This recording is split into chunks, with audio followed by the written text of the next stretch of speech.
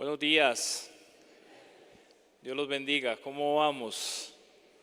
Gracias, pastor, por su recibimiento y a la iglesia por estar acá, y también a nuestro pastor Juan Bautista por extender la invitación. Como lo decía el pastor, mi nombre es Albeiro Quintero.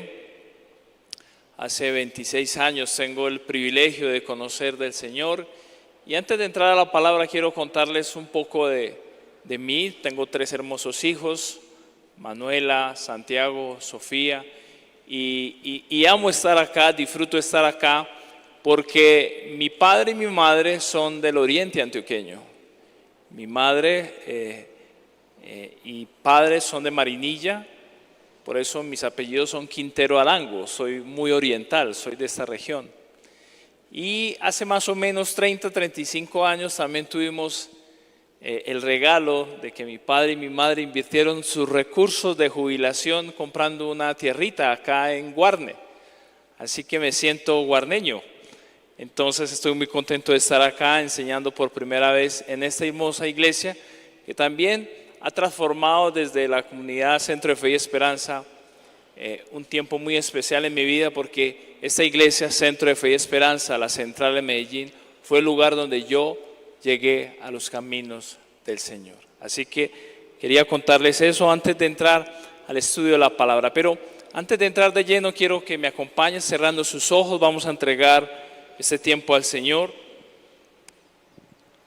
Y pido que cierre los ojos para que se concentre y de esa manera usted entre en sintonía con la enseñanza de la palabra de Dios. Y pídale al Señor que abra su mente, que abra su corazón. Señor, gracias por este tiempo que nos regalas. Somos privilegiados de poder despertar hoy y tener un día más y de poder entregando y presentando nuestras vidas en este tiempo. Queremos que en esta mañana escuchar tu palabra, la palabra que es verdadera, la palabra que transforma, la palabra que hemos decidido entregar nuestras vidas para que seas tú, Señor, cambiando nuestro corazón, cambiando nuestra mente, cambiando nuestro actuar, y de esa manera poder identificar el propósito, el llamado que tú nos has entregado a cada uno de nosotros, y de esa manera obedecerte y hacer equipo contigo para que la misión que tú nos has encomendado la podamos cumplir y se establezca de esa manera tu reino acá en la tierra.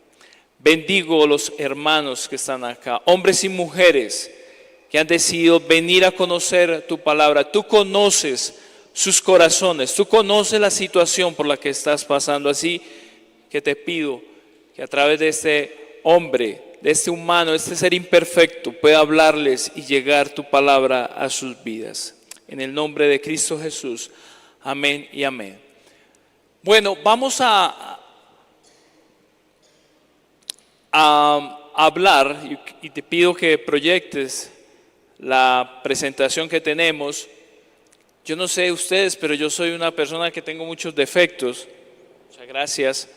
Y una de ellas es que soy de memoria corta. Y es un gran defecto. Voy a contarles muchos defectos que tengo yo. Van a conocer el Albeiro imperfecto. Tengo más defectos que virtudes. Y una de ellas es que tengo muy mala memoria, pero malísima. Por eso acostumbro, cuando enseño la palabra del Señor, a apoyarme en material. Pero si usted de pronto tiene mala memoria como yo, acostumbro también a esa presentación traerla y dejarla, para que si de pronto le pasa como me pasaba a mí, que al finalizar de la enseñanza me preguntaban: Albeiro, ¿de qué enseñaron? Y yo decía, espérate, yo trato de recordar, pero fue muy buena la enseñanza y se me olvidaba. Entonces le traigo para que no le pase, le traigo esta presentación que queda para ustedes. La pueden grabar y la pueden compartir abiertamente, entre otras también, porque queremos que usted se apropie de ese mensaje y lo comparta en su familia, en su lugar de trabajo, a todo lugar donde sea posible. Todos estamos llamados a enseñar esa palabra. Esa palabra de hoy la hemos llamado de la reforma al presente. Y se llama de la reforma al presente porque en este mes conmemoramos el mes de la reforma protestante. La reforma que nos permite a ti y a mí estar acá en este lugar, disfrutando en libertad, disfrutando en elección de poder aprender las verdades bíblicas. Algo que quizás para nosotros es común, es habitual, algo que quizás no podemos comprender, como en el pasado hubo dificultades, no había esta libertad. Aún hoy hay lugares en el mundo donde no pueden las personas desplazarse con libertad como tú y yo lo hacemos, levantar nuestras manos, alabar, adorar al Señor o estar acá escuchando o alguien hablando, porque inmediatamente llegan y son tomados cautivos y quizás ejecutados. Sí, hoy ocurre también esto en muchos lugares del mundo. Siguiente. Entonces, para poder comprender por qué es tan importante entender la reforma y hoy en el presente, qué impacto tiene en nuestra vida, vamos a recorrer este camino que les propongo en el bosquejo de la enseñanza. Y el primer punto es, vamos a caminar por las eras de oscuridad, vamos a definir qué es esto, vamos a entender que es la línea providencial que nos llevó a esta gran gozo y esta gran libertad que es creer en el Señor y elegir creer en el Señor en su verdad bíblica. Vamos a comprender qué es la era de la reforma protestante y vamos a ubicarnos en el presente.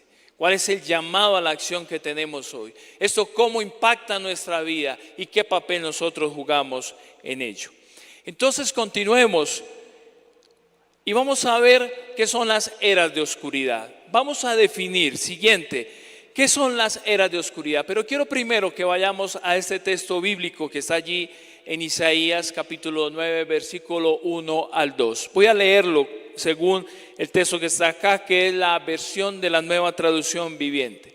Dice el profeta Isaías: sin embargo, ese tiempo de oscuridad y de desesperación no durará para siempre. La tierra de Zabulón y de Neftalí será humillada, pero habrá un tiempo en el futuro cuando Galilea de los gentiles, que se encuentra junto al camino que va del Jordán al mar, será lleno de gloria, llena de gloria. Versículo 2, el pueblo que camina en oscuridad verá una gran luz. Para aquellos que viven en una tierra de densa oscuridad, brillará una luz. El contexto de esta enseñanza nos habla que el profeta Isaías le está hablando al pueblo que se encuentra en cautividad por el imperio asirio. Y le está diciendo, este pueblo que está en oscuridad, fruto de la cautividad, habrá un momento donde llegará la luz. Y cuando se está refiriendo a la luz es a Cristo. Y este texto se cumple en Mateo capítulo 13 cuando Jesús dice, yo soy la luz. Cuando Él comienza el ministerio en estas tierras que se anuncian, que se ubican en la parte norte de Israel.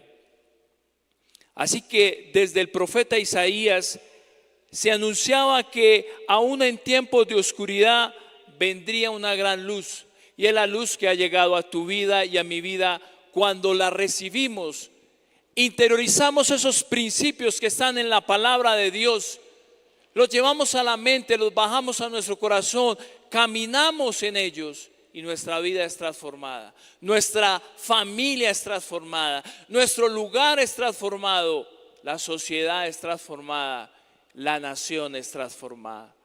Y hoy si quizás tú vienes por primera vez o has venido con regularidad, pero aún no has tomado la decisión de recibir la luz, oramos para que al finalizar hoy lo hagas.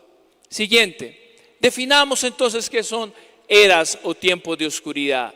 Son tiempos en los cuales lo más precioso que creó Dios, la vida humana, está en riesgo. ¿Y por qué está en riesgo? Porque el enemigo desde el inicio ha declarado la guerra. Quiere destruir la creación de Dios y su obra sagrada, tu vida y mi vida, Él quiere arrebatarla. Espiritualmente de manera inicial, pero luego materialmente quitándotela. Por eso hemos llamado era de oscuridad esos tiempos difíciles. Siguiente. Hay diferentes eras en la oscuridad. Aquí les traigo algunas, las más representativas, y pasaré por ellas rápido recordando cada una de ellas. La primera fue en aquel tiempo, periodo o dispensación, como lo llamamos cuando estudiamos panorama bíblico, en la dispensación de la inocencia, cuando Adán y Eva están en el Edén y les dicen: pueden gozar absolutamente de todo lo que está en la creación, pero hay algo que no pueden hacer. ¿Y era qué? Comer del árbol del fruto del bien y del mal. Y allí ellos son engañados, inicialmente Eva y luego Adán, y ellos desobedecen a Dios. Y al desobedecer a Dios, ¿qué pasa? Entra la muerte a la humanidad. ¿Qué es el pecado? El pecado es algo muy sencillo: desobedecer a Dios. ¿Cuál es el llamado de nosotros como creyentes? Hacer obras, hacer sacrificios, hacer esfuerzos, obedecer a Dios. Solo verán a Dios, dice la palabra, solo agradaremos a Dios aquellos que obedezcamos la palabra.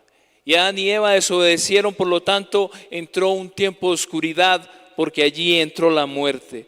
Pero también hubo otro tiempo de oscuridad cuando el pueblo de Dios tuvo que emigrar por el tiempo de hambre a Egipto. Fueron bendecidos durante un tiempo con José allí, pero luego emerge un faraón que quiere perseguir al pueblo de Israel, que se llena de temor porque creyeron que se iban a rebelar, y allí el pueblo de Israel pasó 400 años en esclavitud. Esclavitud, 400 años. ¿Cuántas generaciones pasaron por allí? Muchísimas generaciones. Pero también hubo tiempos de oscuridad cuando el pueblo de Israel, después de que fue libre a través de Moisés, que Dios lo levantó como una luz en medio de estos tiempos de oscuridad, ellos luego de llegar y tomar la tierra de Canaán, la posesión de Canaán, después de que Dios los ubicó en un lugar privilegiado, en un lugar por donde el comercio tenía que pasar, donde queda Israel, ellos se atreven a decir: no queremos que Dios siga gobernando nuestras vidas y queremos ser permeados por la cultura. Los países, las naciones mejor que estaban rodeando a Israel eran culturas diferentes, que adoraban a otros dioses, que tenían un sistema de gobierno diferente, que eran los reyes. Y ellos dijeron: ya no queremos que directamente Dios sea quien nos gobierne. Ya no queremos que sea a través de los jueces que Él estableció. Queremos lo que está allá, lo que vemos, nos gusta, queremos tener un rey. Y le dicen al profeta Samuel: danos un rey. Y el profeta Samuel va donde Dios, molesto, triste, y Dios les dice: pues dale lo que les pida, porque no están afrentándote a ti, sino me están afrentando a mí. Pero adviérteles lo que significa tener un rey, lo que les va a tocar trabajar, el tributo que tendrán que pagar, los sacrificios que tendrán que entregar, entre ellas a sus hijos y a sus mujeres. Y el profeta va y les advierte, y ellos desobedecen a Dios. Prefieren tomarlo de la cultura y entran entonces en un tiempo de oscuridad, porque adoptan el modelo de gobierno que hay en la cultura. Sonríame, por favor.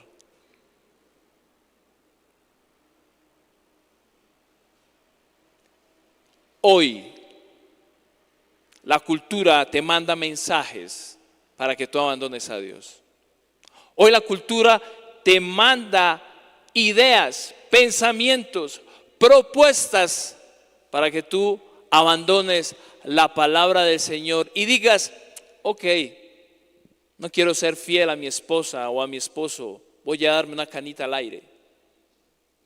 Más o menos así fue lo que hizo el pueblo de Israel: serle infiel a Dios y buscar otro modelo de gobierno. Y eso entró en un tiempo de oscuridad. Otro tiempo de oscuridad es cuando el pueblo de Israel Después de que muere Salomón, se divide en dos reinos, el reino del norte y el reino del sur. Y ellos pasan cautividad. Cautividad inicialmente por el imperio asirio, que fue el texto que leímos, el contexto del texto que leímos inicialmente en Isaías. Y allí pasaron cautivos un tiempo, pero luego llegó otro imperio, el imperio de Babilonia. Ellos pasaron cautivos por ese imperio un tiempo, 70 años, pero luego pasaron cautivos por otro imperio que se levantó, que fue el imperio persa. Y fue un tiempo en el cual el pueblo tuvo que migrar. Si usted lee los textos de los profetas, ven cómo la vida humana, el pueblo de Dios murió. Pasaron tanta necesidad que el texto en Lamentaciones nos habla cómo a veces hasta las mismas madres tenían que sacrificar a sus hijos para alimentarse de ellos. Tiempos de oscuridad, eras de oscuridad. Y en medio de esos tiempos siempre Dios levantaba a alguien, un hombre o una mujer, que usaba para que volviera la luz. Pero llega Cristo, y ahí me faltó quizás entre el centro colocar a Cristo, que es cuando se divide el tiempo, nuestro cronos, en antes y después de Cristo.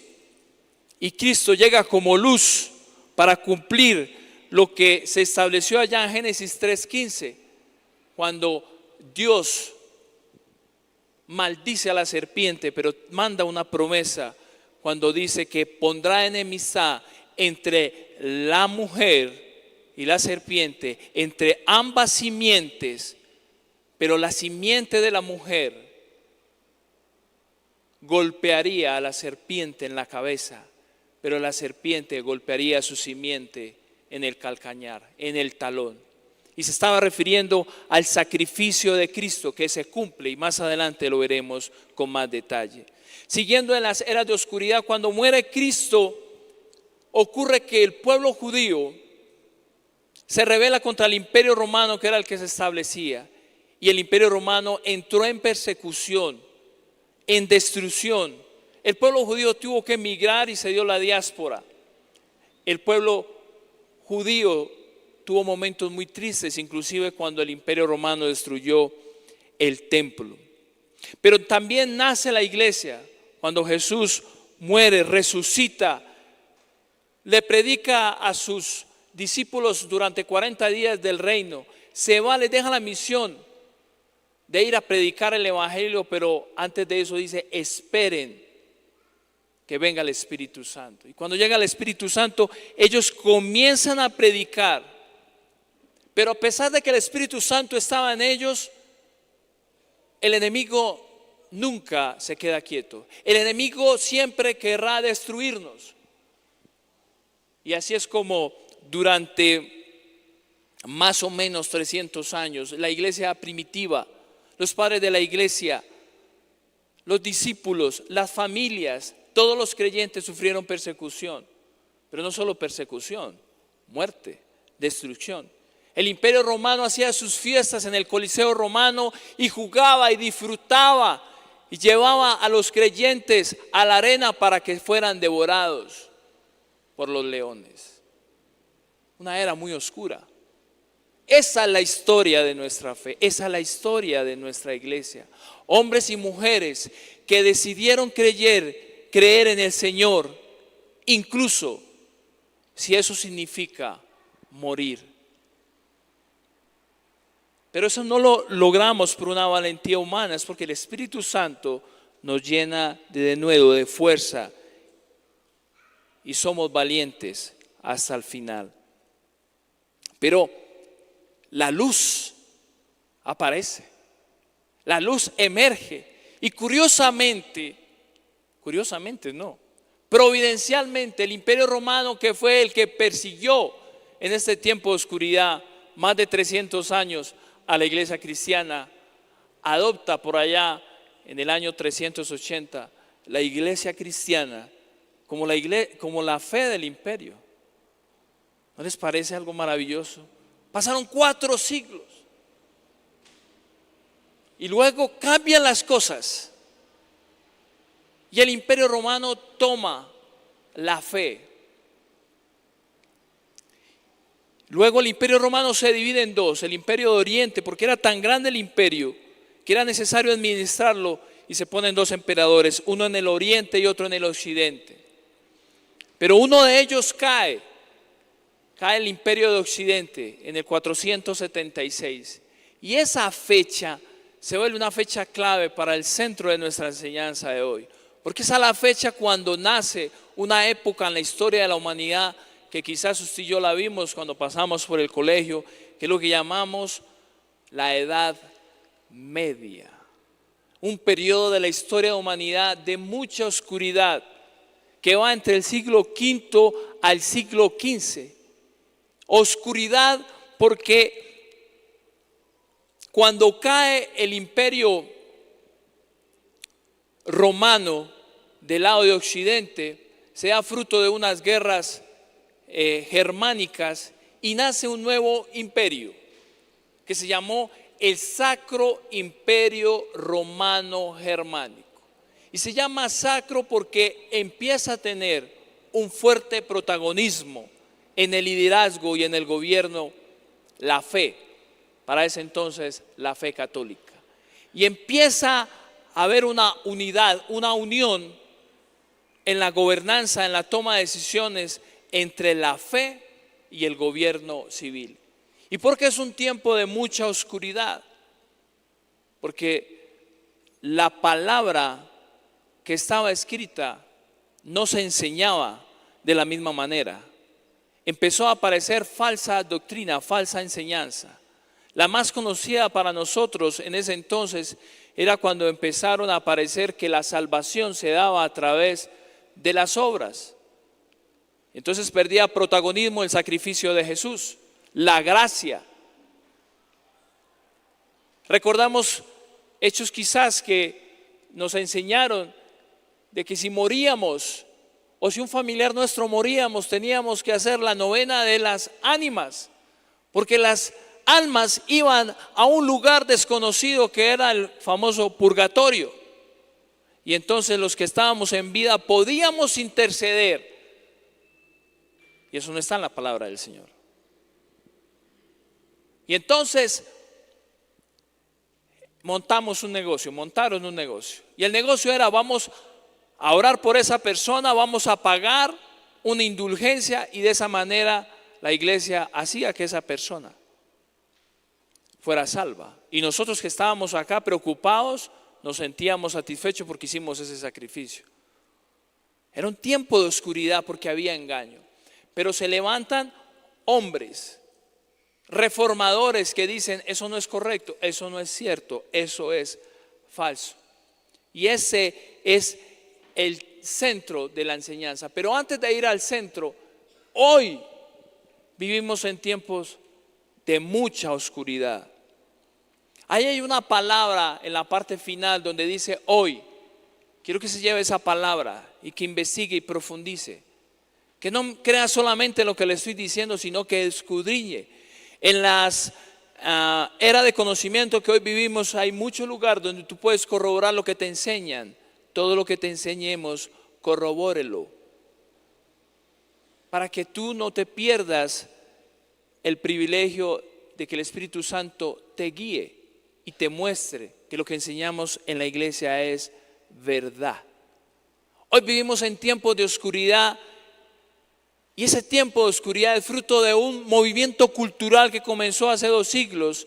Y ese movimiento cultural se llama la posmodernidad.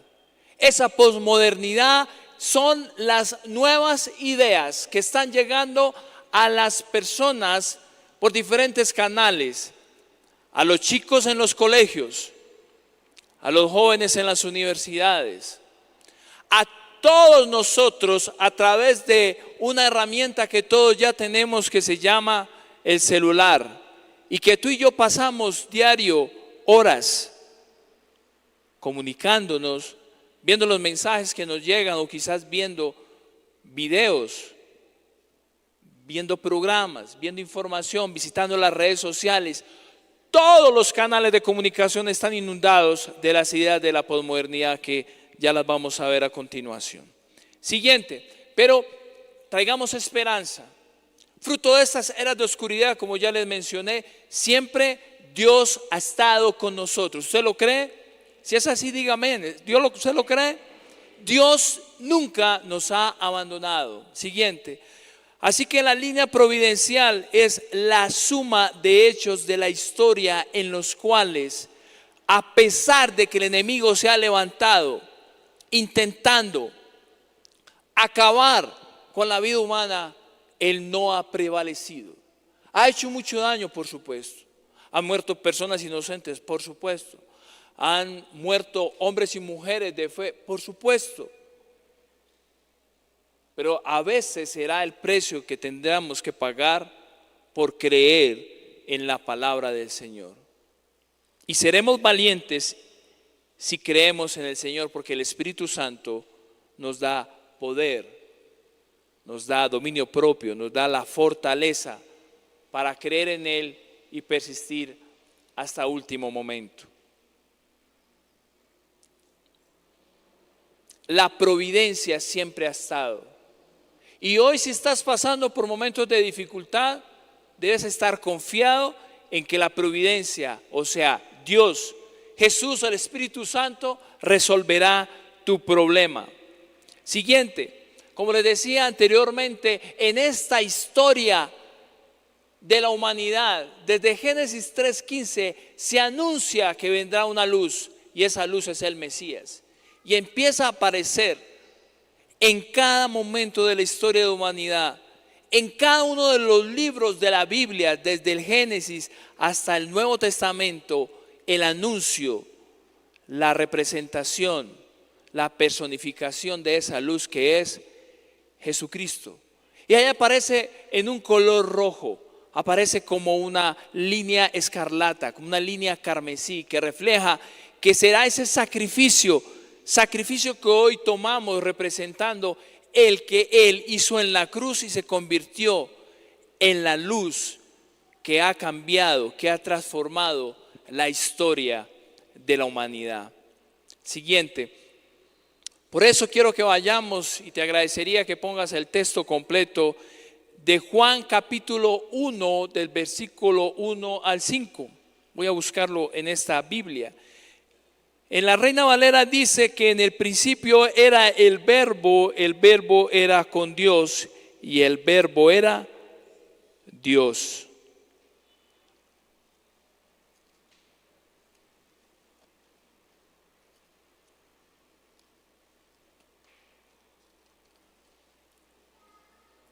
En esa versión dice, en el principio ya existía el verbo, se está refiriendo a Jesús.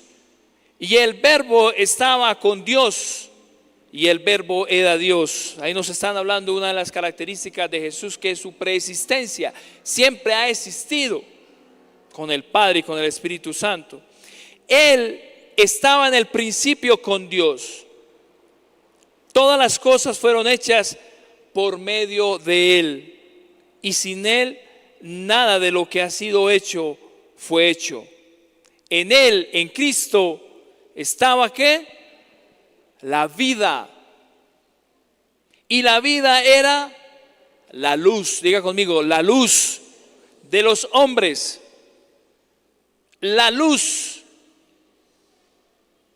Cristo brilla en las tinieblas y las tinieblas no la comprendieron. Volvamos a la presentación. La luz brilla en la oscuridad. Y en esa versión de la Nueva Traducción Viviente, y la oscuridad jamás podrá apagarla. Diga conmigo, jamás el enemigo vencerá el bien. Diga conmigo, jamás el enemigo podrá vencerme. Diga, el enemigo podrá vencerme. Pero eso solo se cumplirá si tú y yo permanecemos obedientes al Señor. Siguiente. Ahora, ya que vimos el contexto de las eras de la oscuridad, que es una era de oscuridad, que es aquel tiempo, aquel momento donde la vida está en riesgo, especialmente porque se levanta Satanás a destruir la obra perfecta de Dios, que es la vida humana. Después de que vimos que a pesar de esas eras de oscuridad se levanta una luz, Dios levanta hombres y mujeres, e incluso Dios mismo a través de Jesús vino y estableció y cumplió la promesa redentora. Entramos a hablar un poco de este momento de la historia de la humanidad que nos ha traído gran bendición y es la que nos permite estar acá juntos, reunidos, conociendo la palabra del Señor de una forma diferente, en libertad. Y eso es lo que se llama la era de la Reforma protestante. Esta era de la Reforma siguiente la definimos como un movimiento que trae de nuevo la luz a la humanidad. ¿Y por qué trae de nuevo la luz a la humanidad? Porque como ya lo vimos, en la Edad Media había oscuridad, se estaba enseñando de manera incorrecta. De hecho, la palabra de Dios, que quizás en tu casa tú tienes más de una Biblia y adicional a eso la tienes en tu dispositivo, en ese entonces no todo el mundo podría tener la Biblia. Por eso quizás para nosotros sea esto tan común que hasta tengamos más de una. Pero en ese entonces no era propiedad común, solamente era propiedad de la iglesia. Y allí es donde se da un movimiento para que eso se transforme. Siguiente, y los protagonistas de esto son los que llamamos los reformadores. Para ese tiempo, hombres que eran de fe católica en ese entonces, porque era la fe predominante, que empezaron a ver que lo que estaba en la palabra versus lo que se enseñaba no era lo correcto. Y se llaman reformadores porque ellos levantaron la voz. Siguiente, y al levantar la voz, aquí hay algunos de ellos tuvieron la valentía de decir, eso no es correcto, eso no está bien, y esto hay que cambiarlo. De izquierda a derecha mencionaré rápidamente algunos de ellos, le va a quedar la presentación. Aparece en el 1100 Pedro Baldo, un comerciante, que después de entrarse a la palabra del Señor decide renunciar a todo y dedicarse a enseñar la palabra del Señor. Luego aparece en el 1200 John Wycliffe, un inglés que decide traducir la palabra de Dios del latín al inglés para que se convirtiera en propiedad común. ¿Qué significa propiedad común? Pues en ese entonces todas las personas en Inglaterra no leían ni entendían el latín. Entonces él al traducirla podrían ya las personas acercarse a leerla. ¿Y qué pasa cuando empieza uno a leer la palabra de Dios? Pues que son principios que llegan a la mente y luego baja a nuestro corazón y luego se mueve a la acción. Por eso el mandato del Señor es que nosotros debemos leer y meditar la palabra de Dios cada cuánto, cada mes, ¿cierto? Cada año. Medita en esa la palabra de Dios todos los días, de día y de noche. El día que tú y yo dejemos de leer, de meditar significa que reflexiones sobre el principio que está acá, lo memorices, trates de comprenderlo, pero lo lleves luego a tu corazón y luego lo lleves a la acción, a la práctica. Nuestra vida es transformada. Y eso fue lo que hizo John Wycliffe al hacer la traducción, volver a la propiedad común. Luego John Hus de República Checa fue impactado por esto y él escribió un libro que se llamó Eclesia y ahí dijo, ojo, la cabeza de la iglesia es Cristo. Porque en ese entonces la cabeza de la iglesia era el sumo santífice, el papa y los cardenales. ¿Sabe qué le pasó a él por decir eso? Llevado a muerte por hereje. Cuando tú y yo nos levantemos a hablar la verdad, nos van a criticar, nos van a atacar, nos van a menospreciar. Pero la verdad no se puede quedar callada. La verdad no se puede quedar en silencio. Y si tú y yo no hablamos, ¿qué pasará? Otros hablarán. Vemos ahí otro reformador, un italiano, Savonarola. atacó la corrupción moral y eclesiástica, enfrentó al Papa VI. ¿Qué le pasó? Fue excomulgado, torturado y ejecutado. Esa es la historia de la Reforma. Hombres que fueron valientes, se sacrificaron para que tú y yo podamos hoy en libertad predicar, leer, estudiar, vivir y enseñar de nuevo la palabra del Señor. Pero llega el protagonista, el más conocido, Martín Lutero, un teólogo alemán, que al ver y recoger todo lo que pasó anteriormente en estos reformadores y muchos más que por tiempo y no puedo hablar de ellos ni presentarlos, él decide publicar 95 tesis en las puertas de una iglesia en Wittenberg. Y esas 95 tesis plantean las nuevas verdades. Y por eso fue perseguido. Fue llamado por el Papa, fue solicitado por el Papa para ser procesado y posteriormente ejecutado. Pero por fortuna, Dios usa a un hombre curiosamente católico, Federico el Sajón o el Silencioso o Federico III, que es quien lo protege. Es una historia apasionante y le animo a que lo vea, como este hombre, siendo uno de los 7 príncipes que en el Sacro Imperio Romano Germánico definía quién era el próximo gobernante, un hombre que era católico, un hombre que tenía más de 16,000 artículos religiosos porque era coleccionista. De alguna manera eso denota la fe que tenía por el catolicismo. Lo protegió, porque él fue el fundador, entre otros, de la Universidad de Wittenberg, y allá fue donde Lutero fue a enseñar. Entonces, Dios usa hombres y mujeres también para protegernos. ¿Eso qué quiere decir? Que nosotros esta verdad que conocemos, que aprendemos, debemos enseñarla sin temor. Que si el enemigo se levanta a través de otras personas, ¿qué va a hacer Dios? Pondrá a otras personas para protegernos. Siguiente. Y así es como el 31 de octubre de 1517 Martín Lutero publica esas 95 tesis y se genera una gran conmoción. Siguiente. Y ahí es donde después de mucho tiempo se definen lo que es conocido en la Reforma Protestante como las 5 solas. Las 5 solas es como las 5 verdades principales donde podemos resumir nuestra doctrina. Para ese entonces la resumieron así, y es: solo debemos creer en la Escritura. Por eso una iglesia de sana doctrina cree en lo que dice la Escritura.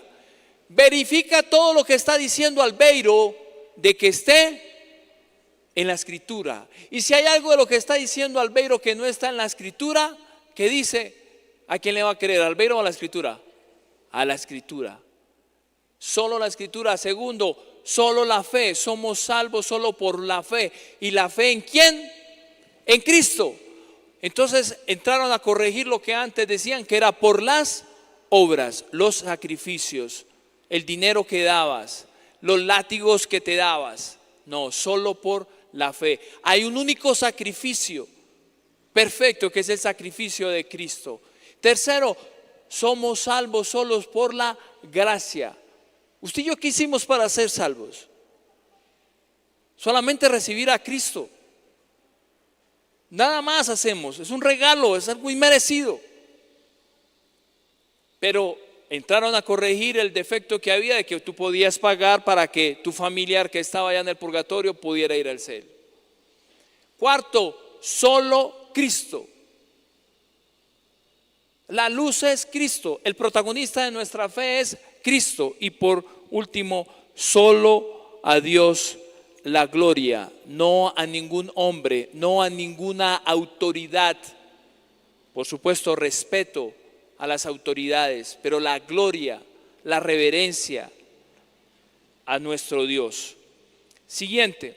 Por eso es que después de que se implementan estas ideas, genera una transformación en toda la humanidad. Se da entonces la libertad individual. Las personas pueden leer, se empieza a traducir a diferentes idiomas la Biblia, al alemán, al suizo, a todos los idiomas, se empieza a enseñar. Las familias empiezan a creer en esto, empiezan a progresar. Migran algunos a los Estados Unidos y nace este país como el primer país de Occidente libre. Y luego desde Estados Unidos empiezan a darse las misiones a Latinoamérica, porque usted sabe, por acá fuimos conquistados por otra corriente. Y los misioneros vienen y nos traen esta renovación espiritual. Ahora, ¿cuál es la nueva era de oscuridad? La nueva era de oscuridad, como ya la mencioné, es el posmodernismo. Siguiente, y el posmodernismo lo que viene es a destruir de nuevo las verdades bíblicas. La premodernidad, hay 3 momentos culturales en la historia de la humanidad, los va a leer usted allá de izquierda a derecha. La premodernidad se caracteriza por los principios que están basados en la palabra de Dios. Y después de la reforma, junto con la reforma, emergió también otro despertar humano, llamémoslo así, que es el renacimiento, que son las ideas de la Ilustración, donde el protagonista ahí no es la palabra de Dios, sino el hombre, las ideas del hombre. Y en ese primer movimiento del renacimiento aparece un movimiento que se llama la modernidad. Y lo primero que hace la modernidad es decir, Dios no existe. Y sacan de las ideas del ser humano la idea de Dios.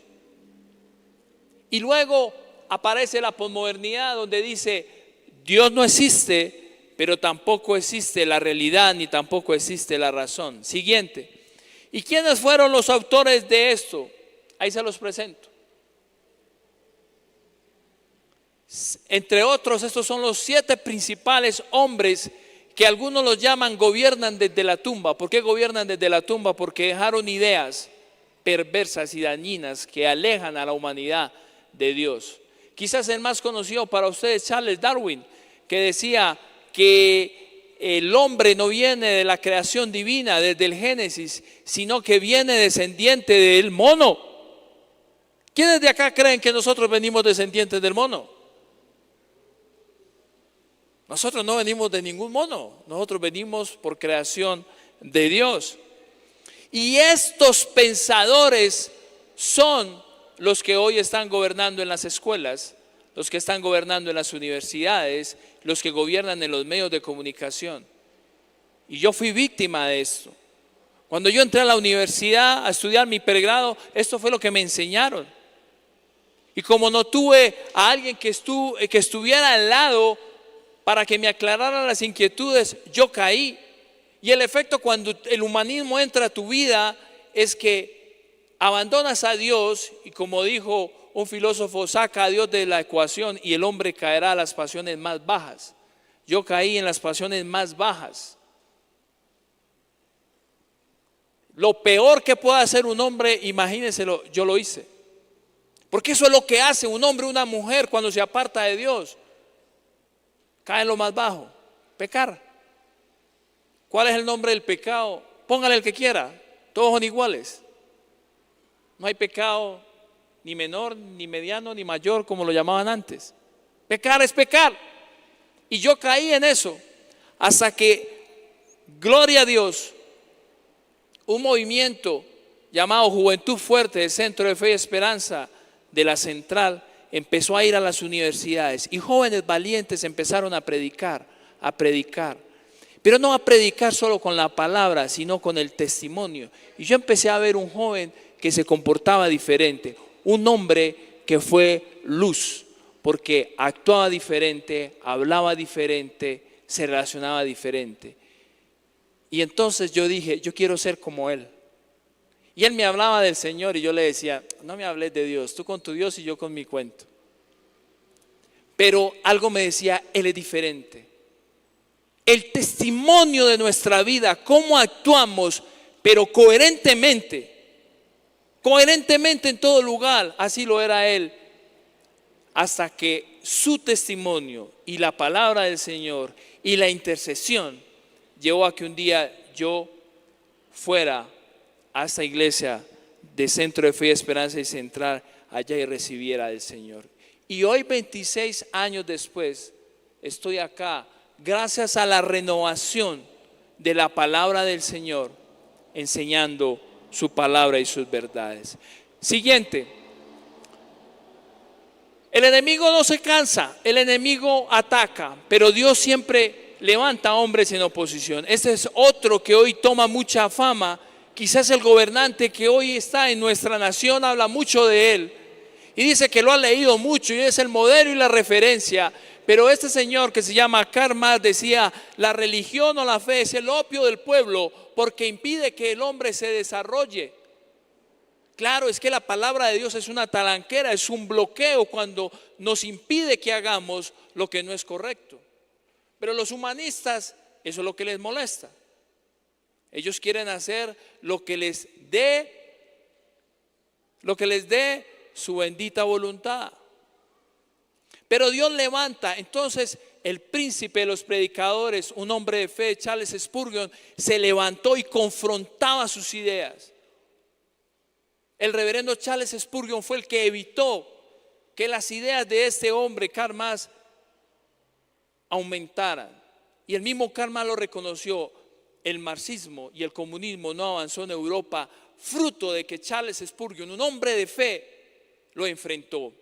Pero también hubo otro hombre de fe que quizás usted lo conoce un poco más, es C.S. Lewis, el autor de los libros que luego llegaron al cine llamados Narnia. Una obra de literatura hermosa donde en cada una de ellas habla es de Cristo. Y así Dios va levantando hombres y mujeres que se deben, siguiente, levantar para confrontar la posmodernidad. Siguiente, la posmodernidad que tiene tres características: negar la revelación, negar la palabra de Dios, negar la realidad y negar la razón. Hoy usted se va a encontrar con personas que le va a llegar y le va a decir, yo no soy hombre, soy una mujer. Es como si yo llegara acá a decirle, yo no soy hombre, soy una mujer. Y ¿cómo así? Pero Albeiro, eres hombre. Sí, y te obligan a que lo trates como una mujer. Y si no lo tratas así, te van a meter en juicio. Esa es la era oscura que tenemos. Y yo te pregunto, ¿y tú qué vas a hacer? ¿Te vas a mover por la razón? ¿Te vas a mover por la verdad bíblica? ¿O te vas a mover por lo que diga la cultura? Siguiente. Por eso quiero traerte la pregunta. ¿Quiénes van a ser esos hombres que van a defender la palabra de Dios? ¿Quiénes son esos hombres y mujeres que van a hablar la verdad aun si el enemigo se levanta con falsas doctrinas? Siguiente. Por eso es que entramos en tiempos de guerra espiritual. Y les voy a dejar ahí rápidamente, siguiente, algunas pautas de cómo tú puedes pelear. Una es redefiniendo las palabras. Ellos quieren cambiar nuestras palabras, pero tú tienes que ir a la palabra bíblica. Hombre es hombre y mujer es mujer. Punto. Hombre es hombre y mujer es mujer. Así la cultura cambie lo que cambie, tú tienes que seguir llamando las cosas como Dios las llama. Porque eso fue lo que hizo el pueblo de Dios cuando miró la cultura y ya quiso pedir un rey y desobedecieron a Dios y tuvieron que pagar el precio, que fueron los tiempos de cautividad. Si tú decides aceptar la cultura, entonces prepárate a recibir el castigo por aceptar la cultura. Pero si tú quieres seguir en la palabra del Señor, Dios te respaldará. Y si eso implica que tú y yo partamos a la presencia del Señor anticipadamente, pues ¿cuál es el problema? ¿Cuál es el problema? Al fin y al cabo todos vamos para allá.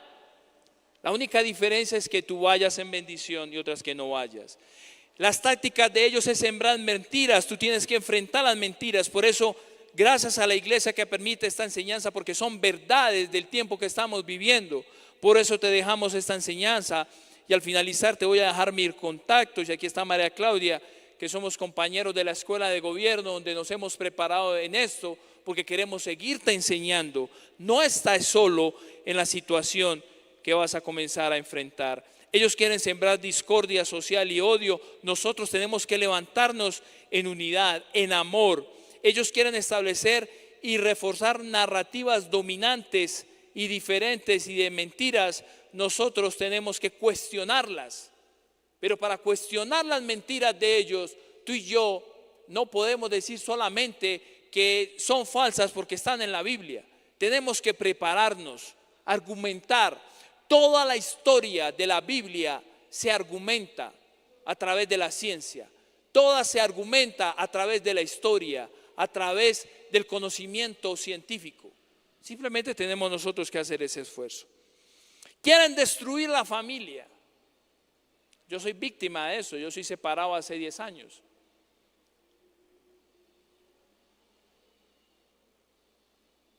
Y usted también puede ser víctima de eso. Aquí está un hombre que fue víctima de eso. Destruyeron mi hogar. No fui yo el que abandoné el hogar. Pero las ideas entraron. Y a ti, hombre que estás casado, y a ti, mujer que estás casada, quiero decirte, el enemigo con estas ideas viene por tu matrimonio a destruirlo.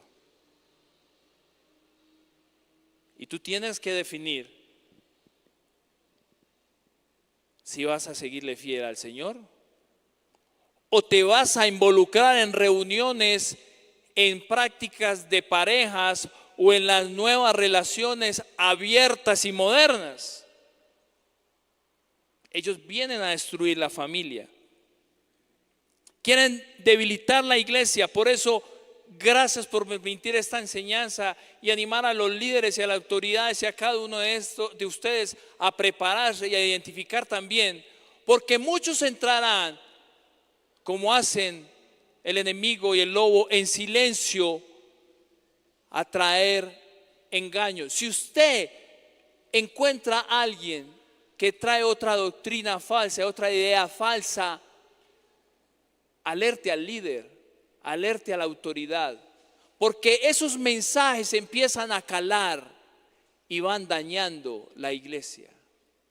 Como dice por ahí un periodista, no se quede callado, denuncie. Y por último, quieren capturar la mente de nuestros hijos. ¿No se ha dado cuenta hoy el debate que hay cuando hay algunos niños que quieren cambiar de sexo? Pero familia, ¿por qué veo niños de menos de 5 años manipulando este artículo, elemento tan peligroso por toda la información que recibe? ¿Por qué veo padres que les entregan la educación de sus hijos a un celular? Mis hijos tuvieron el primer celular cuando tenían 14 años. ¿Por qué les entrega la educación a esto? Este es el canal donde están engañando. Es más, es el canal donde te engañan a ti y a mí. Siguiente, y terminamos. ¿Cuál es el llamado a la acción? Tenemos que tener vidas santas para poder mantenernos firmes. Tenemos que tener una vida guiada solamente por la palabra de Dios, que es la verdad verdadera.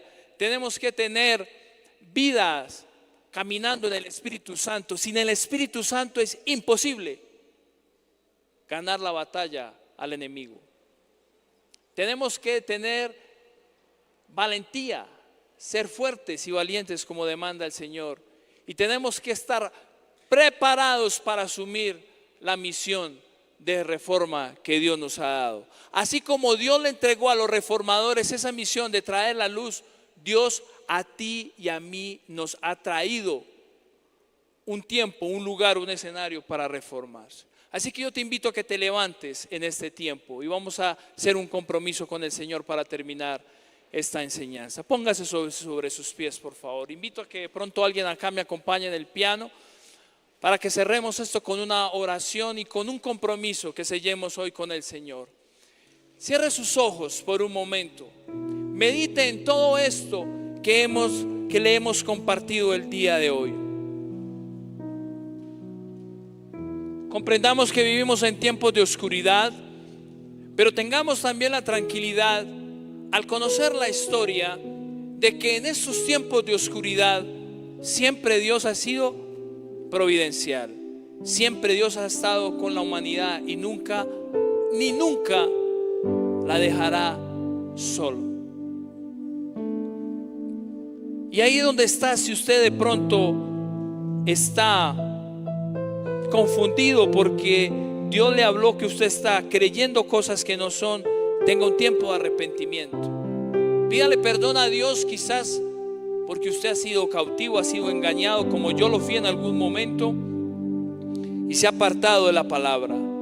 Y después de arrepentirse, asuma un compromiso verdadero, real, genuino, decidido de decirle al Señor: me comprometo de ahora en adelante a seguir solamente tu palabra, a servirte a ti solamente, a creer en tu palabra, a meditar más en ella, a asistir a las reuniones, a congregarme, a servirte, a estudiar, a profundizar y a estar preparado para asumir el llamado que tú me has dado. Levanta tus manos y dile al Señor: Señor, heme aquí comprometido. Heme aquí comprometido, Señor. Úsame, yo quiero ser ese hombre y esa mujer que en esos tiempos de oscuridad se levante y tú digas, cuando esté delante del trono: tú fuiste un hombre y una mujer fiel, que permitiste que yo te usara en tiempos de oscuridad. Repite conmigo ahí donde estás esta oración: Señor Jesús, quiero que en este día, Señor, perdones mis pecados, limpia mi mente de toda basura del humanismo, limpia mi corazón de toda emoción que vaya en contra de tus principios. Cambia a partir de hoy mis caminos y oriéntalos hacia la verdad. De nuevo acepto a Jesús como la única verdad. Y a través de Jesús te pido, Señor, que me des la salvación. Y me comprometo a seguir firme con Jesús hasta el tiempo del fin. Amén, Señor. Gracias por tu iglesia. Bendícela, llévala con poder, con perseverancia. Y que aquellos que quizás por primera vez elevaron esta oración sean valientes y hoy levante su mano. ¿Alguien por primera vez hoy hizo esta oración? Ok, estamos en familia. Dios los bendiga. Demos un aplauso al Señor.